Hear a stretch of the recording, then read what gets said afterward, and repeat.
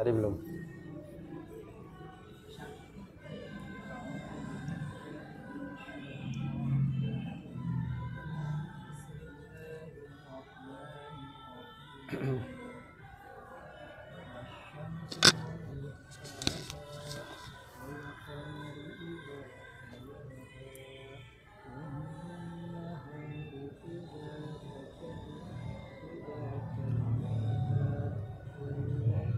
Iza yaghshaha was-samaa'i wa ma banaha wal ardi wa ma dhahaha wa nafsin wa ma sawwaha fa alhamaha fujuraha wa taqwaha qad aflaha man zakkaha wa qad khaba man dassaha kazzabat thamud bi tagwaha idh ba'atha asqaha faqala lahum rasulullahi naqatallahi wa suqyaha fakazzabuhu fa'aqarha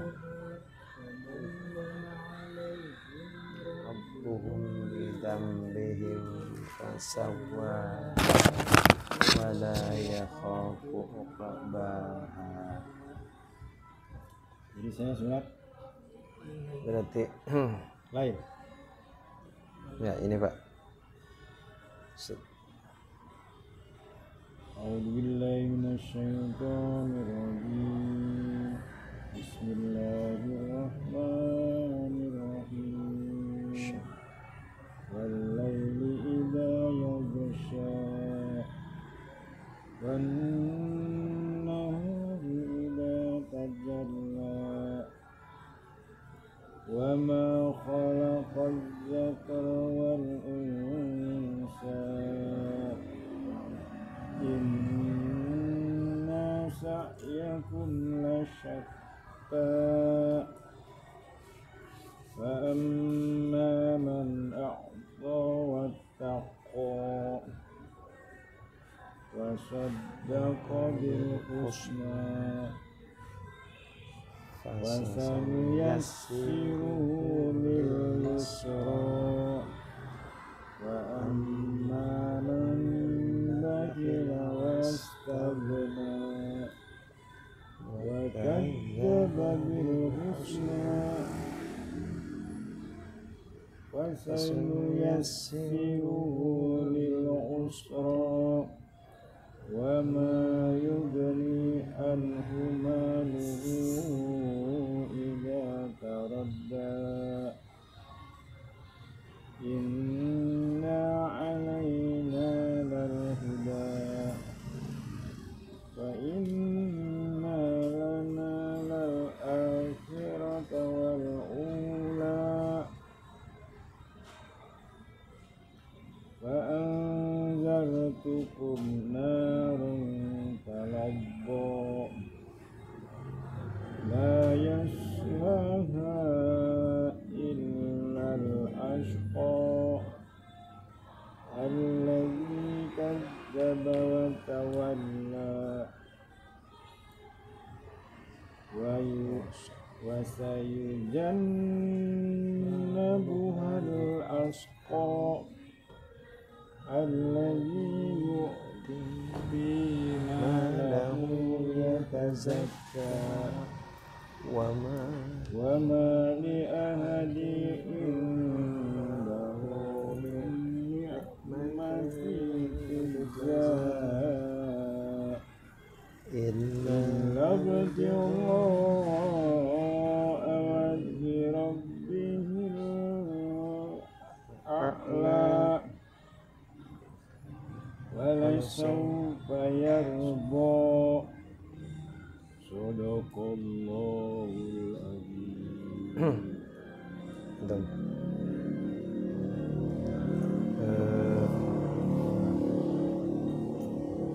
Al-balad ya.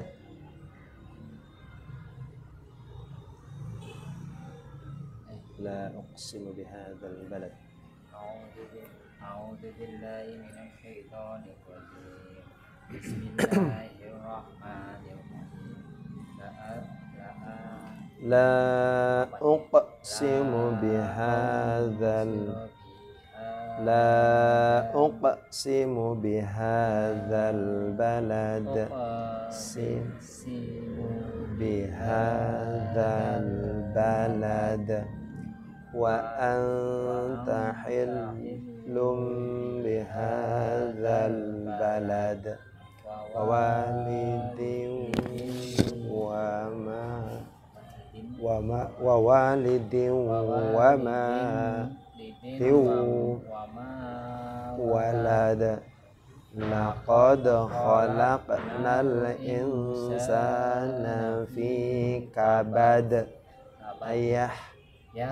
أيحسب أن لن يقدر عليه أحد يقول أهلكت مالا لبدا أيحسب أن لم يره أحد ألم نجعل له عينين ولسانا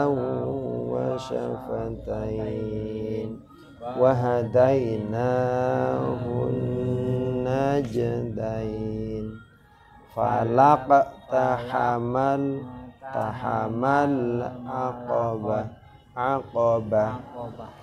وما أدراك ما العقبة فك رقبة أو إطعام في يوم ذي مسغبة يتيما ذا مقربة أو مسكينا ذا متربة ثم كان من الذين آمنوا وتواصوا بالصبر وتواصوا بالمرحمة أولئك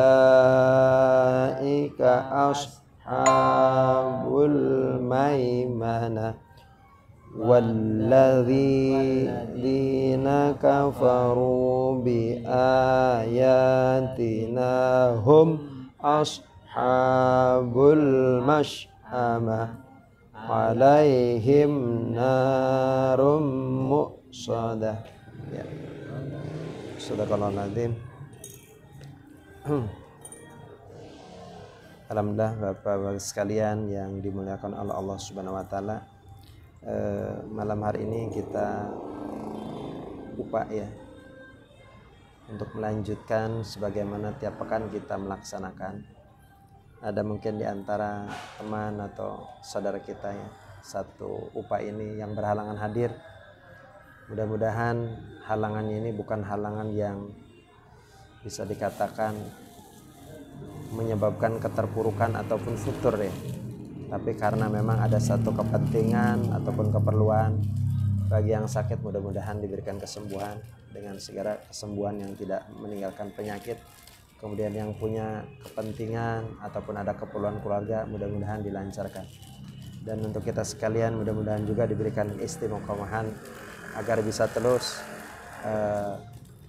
hadir di majelis ini, majelis taklim insyaallah ya, dimana banyak keutamaan pada saat kita bisa menghadiri majelis taklim. Melangkahkan kaki kita menuju majelis taklim dari rumah itu sama dengan melangkahkan kaki menuju surga begitu ya. Dan kemudian dimudahkan segala urusan kita tatkala kita punya niatan untuk istiqomah gitu kan, datang hadir di majelis. Oh sekalian, saya semalam juga gitu kan, yang jadi bahan diskusi adalah betapa pentingnya kita itu menjaga kesehatan. Sebab saya kemarin ketemu dengan teman-teman di Kabupaten Cirebon, itu yang tadinya gagah begitu ya, gagah, berotot dan sebagainya, sumringah. kemarin itu setelah tidak bertemu kurang lebih antara 5 sampai 8 tahun. Layu. Ya. Jadi kena kamera, Pak. Pak. Jadi setelah sekian tahun ketemu lagi tuh pada layu ya, pada loyo. Ya. Bukan karena persoalan tamu usia ya, baru bergeser 8 tahun dan rata-rata masih di bawah 55 atau di bawah 50 tahun. Tapi betapa mengalami perubahan yang sangat drastis. Kemudian pada saat saya tanyakan apa sebabnya, rata-rata itu sakit diabetes. Ya, diabetes gitu kan. Jadi apa? Gula ya, sakit gula. Dan kalau saya perhatikan, ini tidak hanya menjangkit teman-teman, seperti tetangga, saudara pun sama gitu kan. Jadi yang tadinya katakanlah, mohon maaf ya, yang berat badannya berlebih atau relatif dia itu gemuk begitu ya, dan bertahan minimal 5 sampai 6 tahun, bahkan kalau misalnya sampai 10 tahun ke sana itu diabetes sekarang. Langsung cenet gitu kan, menurun, menyusut badannya seperti itu. Ini akhirnya kan menjadi bahan diskusi bagi kita gitu. Sebenarnya penyebabnya begitu ya. Setelah ditelusuri, memang ada satu habit yang kurang bagus, yaitu kita itu malas olahraga. Maka saya ini mohon izin ya membacakan seperti di awal pertemuan kita, bahwa ada 10 muwasafat, 10 karakter gitu kan, pribadi muslim yang mesti kita miliki. Mungkin 1 sampai 3 itu sudah kita bahas ya. Di sini 10 muwasafat. Yang pertama adalah salimul akidah atau akidah yang bersih. Kita udah bahas tentang itu. Kita harus memiliki keyakinan, memiliki keimanan yang kuat begitu ya. Dalam urusan akidah kita itu harus selamat, harus lurus. Gitu. Enggak ada selain Allah yang kita sandari gitu. Di luar itu ada satu kekuatan, ada satu alat, ada satu katakanlah benda yang itu menjadi katakanlah hokinya kita, itu kita hilangkan. Karena bagaimanapun juga ini kan menjadi ciri-ciri kesyirikan gitu ya. Kita bisa jadi termasuk orang yang musyrik gitu kan. Termasuk diantaranya uang. Gitu kan. Termasuk diantaranya uang. Jangan sampai kita segala sesuatunya tergantung daripada uang. Ternyata kebahagiaan itu tidak bisa dibeli dengan uang, begitu ya, kebahagiaan, iya kan?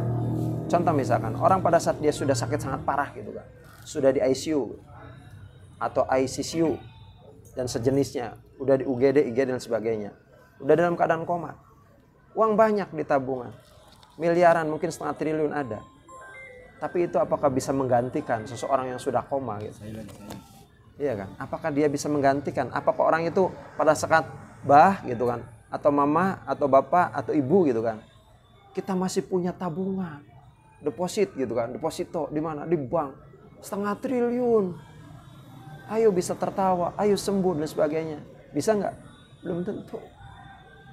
Bahkan kalau misalkan bisa tukeran Pak, kalau harus memilih antara punya uang 1/2 triliun gitu kan, tapi kondisinya koma, dengan misalkan nggak punya uang tapi kita bisa lari-lari gitu, sehat bugar, pilih mana? Kayaknya milih yang sehat ya, iya kan? Walaupun di dompet nggak ada duit, kan nggak? Nah gitu. Jadi betapa pentingnya. Bahasanya begini, sehat memang bukan segalanya, tapi segalanya itu berawal dari kesehatan kita. Bisa disamakan juga begini, tarbiyah juga bukanlah segala-galanya, tapi segala-galanya itu berawal dari tarbiyah, dari pendidikan, dari taklim seperti ini. Jadi jangan sampai begini ya, alasan kita sibuk, ya kan? Kalau mindset kita bahwa kita merasa sibuk, itu frekuensi atau gelombangnya kita disibukkan dengan kesibukan, apapun jadi sibuk. Sibuk apa? Sibuk ngasuh anak misalkan gitu ya. Yang lain punya anak nggak punya. Sibuk apa? Sibuk beberes rumah. Lah yang lain punya rumahnya? Punya. Sibuk apa? Sibuk dagang. Yang lain kira-kira dagang, kerja? Dagang sama. Kalau yang lain bisa membagi waktu, kenapa kita tidak? Gitu bahasanya kan kalau dibalikan. Jadi tarbiyah memang bukanlah segala-galanya, tapi segala-galanya itu berawal dari tarbiyah. Begitu ya. Jadi kita mengolah mindset gitu. Nah, kalau mindset kita bahwa kita ini orang sibuk, lah sesibuk apa? Coba kita hitung gitu. Coba kita rinci gitu kan. Dari kesibukan yang kita lakukan setiap hari. Katakannya di luar sholat 5 waktu, betul nggak? Di luar ngantar anak istri misalnya ke pasar, ke sekolahan, di luar tilawah, apalagi gitu yang membuat kita sibuk. Atau kita habis gitu dengan hal-hal yang sebenarnya mah nggak terlalu prioritas, gitu kan. Seperti itu ya. Nah, jadi Bapak sekalian, sekali lagi bahwa 10 masofat itu satu salimul akidah, akidah yang bersih, ya. Bersihkan akidah. Apapun yang menyebabkan kita itu bersandar kepada sesuatu hal, baik itu benda ataupun yang lainnya selain kepada Allah, maka harus kita bersihkan. Bahwa perjuangan langkah kaki kita untuk kerja, untuk cari nafkah, untuk talabul ilmi lillahi ta'ala, begitu ya. Jadi orang tua kita itu mengajarkan begitu, lillahi ta'alanya gitu. Supaya kitanya itu ikhlas karena Allah Ta'ala. Ayo zikir, ayo baca Quran, ayo baca Yasin lillahi ta'alanya. Sok nyapu ini lillahi ta'alanya. Begitu, bukan karena ibu atau bapak, tapi karena Allah Ta'ala. Itu kembalikan supaya apa? Bersih gitu akidah kita. Sandaran kita itu bersih. Itu yang pertama. Kemudian yang kedua, ini mengulas ya. Yang kedua, sahihul ibadah, ibadah yang benar, ya, gitu kan. Setelah akidahnya bersih, gitu kan, salimul akidah. Kemudian ibadahnya benar. Kalau kita ngerasa bahwa wudhu kita belum sempurna, cari itu rukun wudhu, tata cara wudhu yang sempurna. Harus sempurnakan. Sebab ini syarat daripada sahnya sholat. Kunci atau syarat sahnya sholat itu pada saat wudhunya sah. Saat wudhunya nggak sah ya, sholatnya diragukan. Kita boleh nggak wudhu tayamum pada saat kondisi darurat, memang tidak ada air, atau dalam kondisi di perjalanan misal kendaraan seperti pesawat dan sebagainya gitu. Nggak boleh kita mandi terus main air dan sebagainya gitu kan, berlebih kan. Sangat terbatas, boleh gitu kan. Tapi syarat sahnya sholat itu harus kita lakukan. Maka ibadah yang benar. Sholat, misalkan takbiratul ihram kita benar nggak? Allahu Akbar, itu tidak ada jeda, harus nyambung. Jangan sampai begini, Allahu Akbar. Nah itu putus, mungkin belum sempurna. Sempurnakan. Al-Fatihah kita, karena menjadi rukun dalam bacaan. Bacaan sholat itu salah satu yang wajib dibaca adalah Al-Fatihah, dan itu menjadi rukun dalam sholat.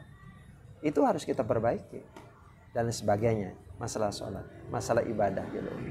Masuk misalkan nanti kita zakat, gitu. Kemudian haji dan sebagainya adalah latihan. Selanjutnya yang ketiga adalah matinul khuluq, akhlak yang kokoh.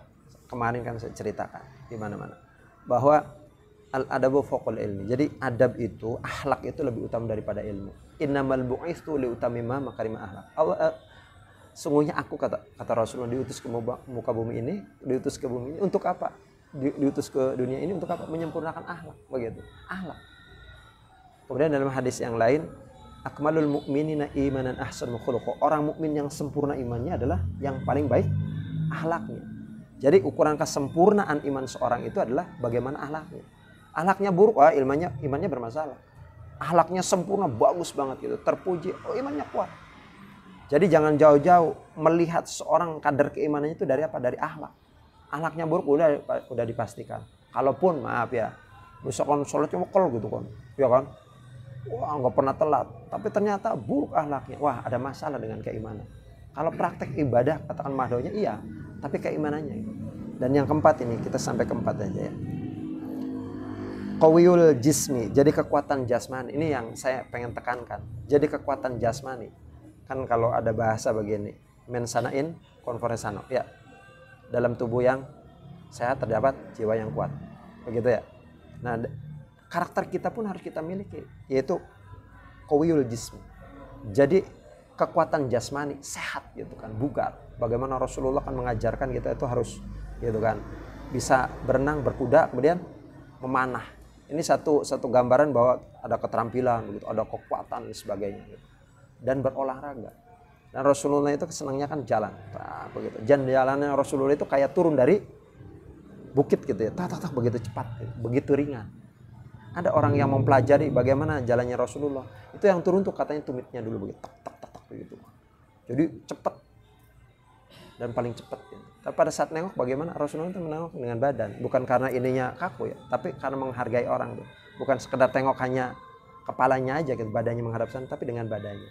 Ini satu adab tersendiri.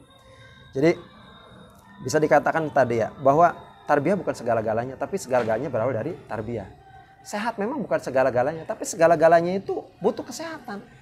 Mau tahajud ya 11, ya kayak mulai 11 rakaat, ya sehat.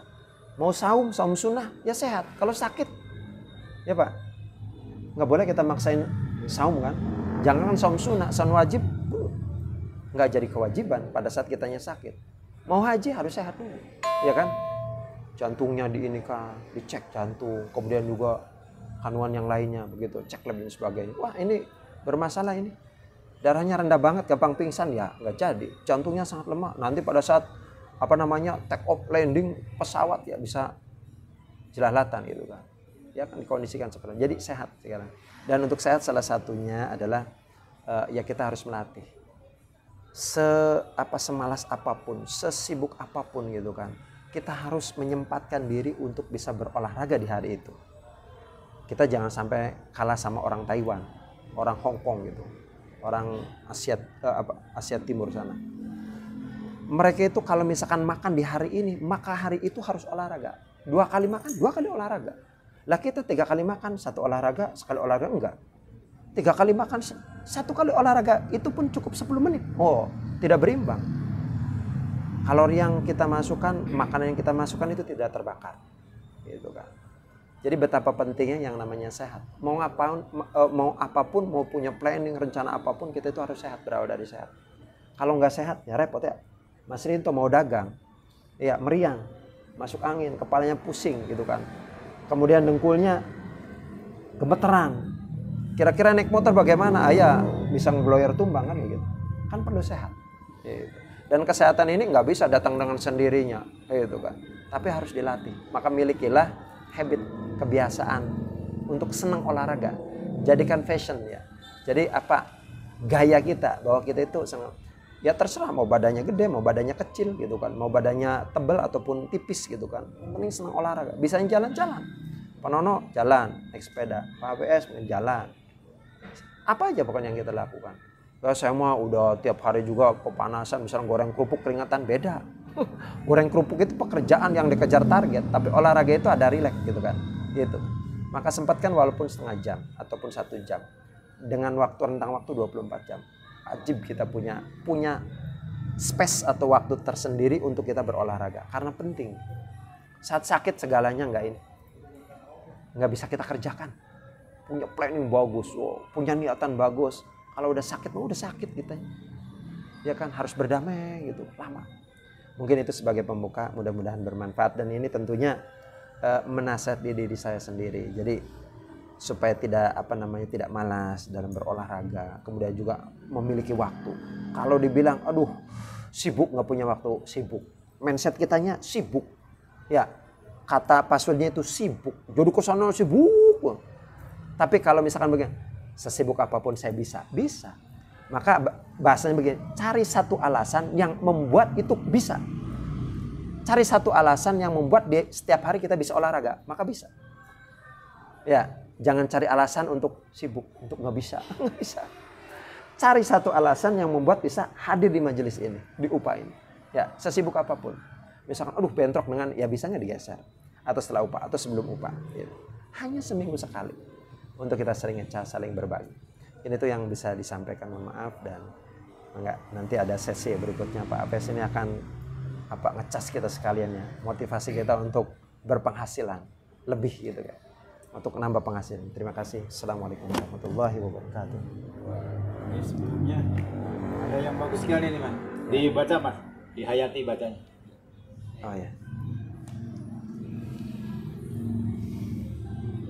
Sukses atau gagal by Mary Riana, ditulis ulang oleh Kang HPS. Orang sukses selalu mencari jalan. Orang gagal selalu mencari alasan. Bukannya saya tidak mau, tapi keluarga tak ngasih restu. Bukannya saya tak bisa kerja, tapi atasan saya tuh yang ngasih target seenaknya, seenaknya, bukannya saya merindukan menunda-nunda, tapi waktunya memang tak ada. Bukannya saya tidak mau bahagia, tapi bagaimana mungkin saya bahagia? Pasangan di rumah selalu marah-marah. Hari ini saya belum sukses. Soalnya tidak ada kesempatan, tidak ada uang, tidak ada waktu, tidak ada dukungan, tidak ada keterampilan. Versinya sih mungkin beda-beda, tapi ujungnya sama saja. Alasan coba deh sekali-kali antum dengar. Apa yang baru antum ucapkan, apakah antum tidak merasa bosan? Setiap kali selalu menyalah-nyalahkan keadaan, setiap kali selalu memberikan alasan seakan-akan antum korban, padahal semua itu terjadi karena antum sendiri. Ingat,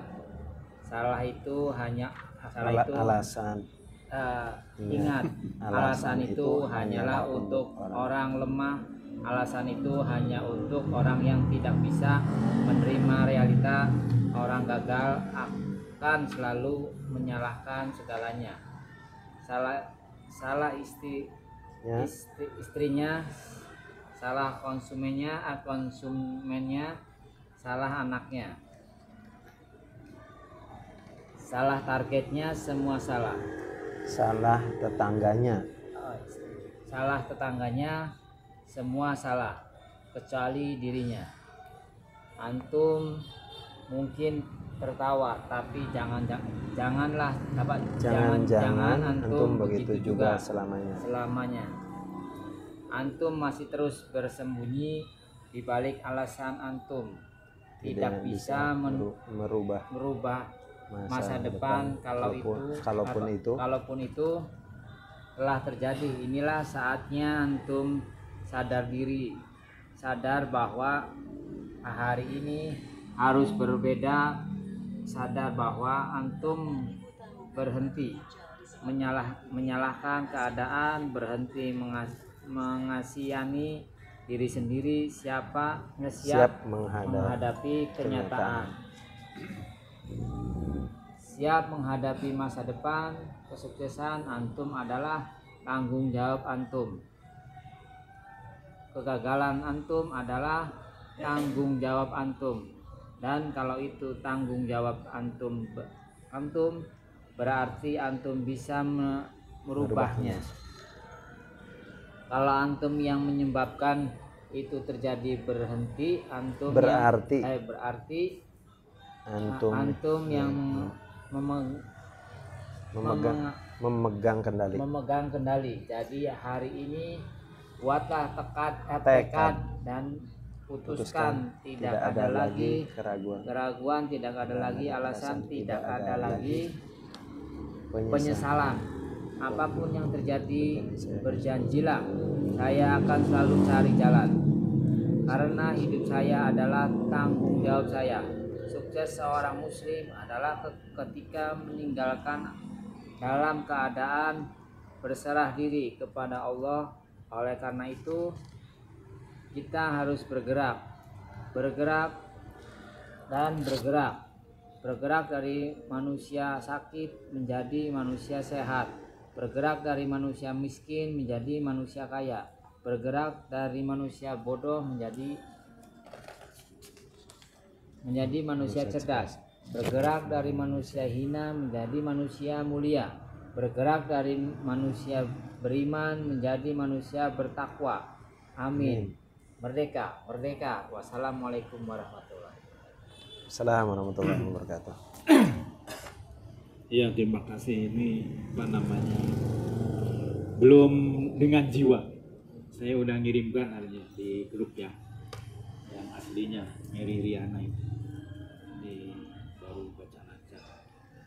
Jadi itu orang sukses mencari jalan. Orang gagal mencari, alasan. nah, cari aja alasan untuk terlambat itu, ini itu. Jadi nggak ada sukses tanpa disiplin. Saya mengingatkan, ketika dimundurkan waktunya tambah nanti sampai jam 12. Nah, mohon maaf ini kan, ya.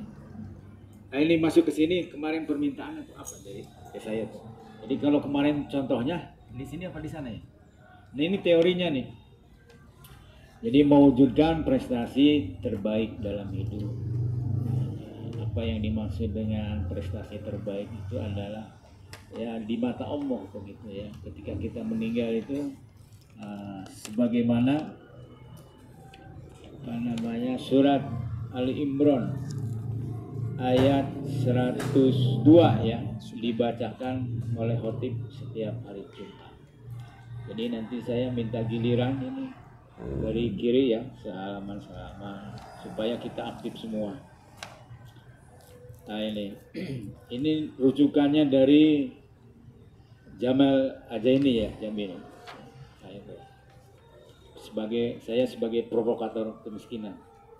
Jadi provokator itu netral sebetulnya, orang yang membuat marah terhadap kemiskinan dirinya sendiri. Punten ya, Mas, ini peringatan terakhir coba dibaca.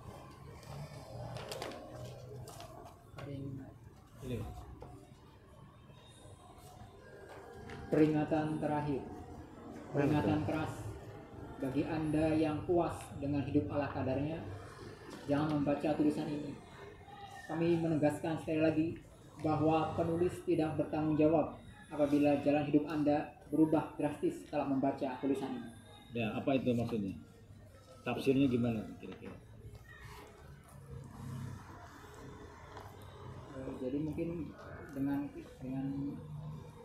kita membaca, nanti ketika membaca ini diharapkan akan ada perubahan besar sehingga target kita hidup tidak hanya sekedar segini tapi ada tujuan yang ingin dicapai gitu.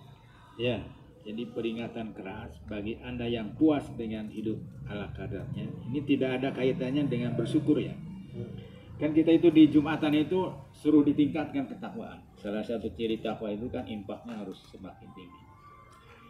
Jangan membaca tulisan ini, ya kami menegaskan sekali lagi bahwa penulis tidak bertanggung jawab apabila jalan hidup Anda berubah setelah membaca dan melaksanakan apa yang disampaikan di sini. Maksudnya seperti itu.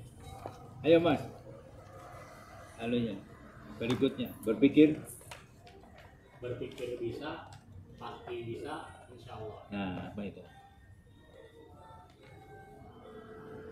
Apa tafsirnya? Ya, You can if you think you can. berpikir bisa, ya, kemungkinan pasti terlaksana.